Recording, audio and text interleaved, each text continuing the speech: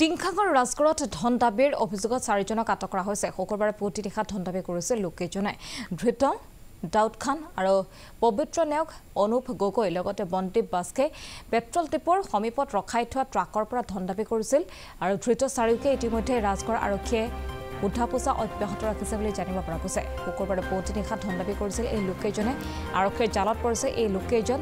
ধৃত দাউদ খান, পবিত্ৰ নেওগ, অনুপ গগৈ আৰু বন্দীপ বাস্কে পেট্ৰল ডিপোৰ সমীপতে ৰখাই থোৱা ট্ৰাকৰ পৰা ধন দাবী কৰিছিল ধৃত চাৰিয়ে। আৰক্ষীৰ জালত পৰিছে ধৃত চাৰিগৰাকী। আৰক্ষীয়ে উদ্ধাপোচা অব্যাহত ৰাখিছে। টিংখাঙৰ ৰাজগড়ত ধন দাবী কৰি 4গৰাকী লোক ইতিমধ্যে আটক হৈছে।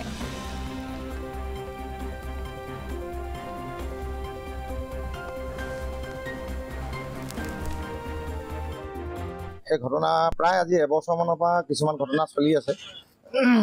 যেনে ধৰি লওক আমাৰ ৰঙাপনি তেল ডিপো মুখৰ আগত ৰাতি কিছুমান লাইন ট্ৰাক কিছুমান ৰখে, মালবাহী ট্ৰাক কিছুমান আহি ৰখে, তাত ভাত পানী খায়। আমাৰ ডিপুটো গা পা ধুৱে, তাতে কিছুমানে সিজাই পকাই খায়।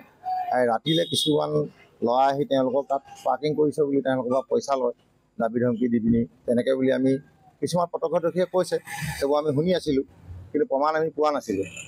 আৰু তেওঁলোকৰ পৰা কিছুমান মালো লুটপাত মানে জোৰ জবৰদস্তি বিচাৰি লয় বুলিও আমি শুনিছিলোঁ। কোনোবা এখন ট্ৰাকৰ পৰা তেনেকুৱা কৰিলে বুলি শুনিছোঁহে মই সেইটো। আৰু ল'ৰাকেইজন এজনক বাৰু মই নাম চিনি পাওঁ বাৰু, তেওঁ এইটো নহয় বিশেষকৈ ঘটনা কৰিছে বুলি মই নাজানো, কিন্তু ৰাজগড় থানাতে আছে বুলি জানো।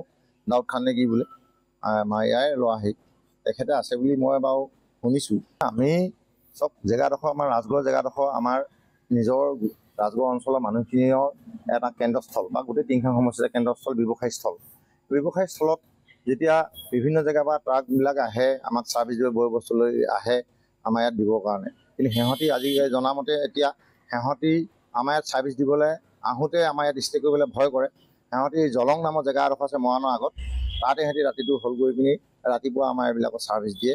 কিন্তু সেই ক্ষেত্ৰত যদি সেই মালবাহী ট্ৰাকখিনিক যদি তেনেকুৱা হাৰাশাস্তি কৰি থাকে, তেতিয়া আমাৰ জেগাডোখৰ বদনাম হৈ যায় বা গোটেই অঞ্চলটো বদনাম, ব্যৱসায় প্ৰতিষ্ঠানবিলাকটো বদনাম হয়। যেনেকৈ আমাৰ আৰক্ষীলৈ এটা আহ্বান, তেওঁলোকে এই যিটো ব্যৱস্থা চলি আছে যে এই আজি শুনামতে এবছৰৰ পৰা যিটো এটা কুকৰ্ম চলি আছে, সেই কুকৰ্মটো উচ্ছেদ হ'ব লাগে। তাৰমানে তেওঁলোকক মানে বুজাই বঢ়াই এই মানে যিটো চক্ৰই এই কামটো কৰিছে, তেওঁলোকক অন্ততঃ এইটো কাৰ্যৰ পৰা বিৰত ৰাখিবৰ কাৰণে আৰক্ষীয়ে যাতে ব্যৱস্থা লয়।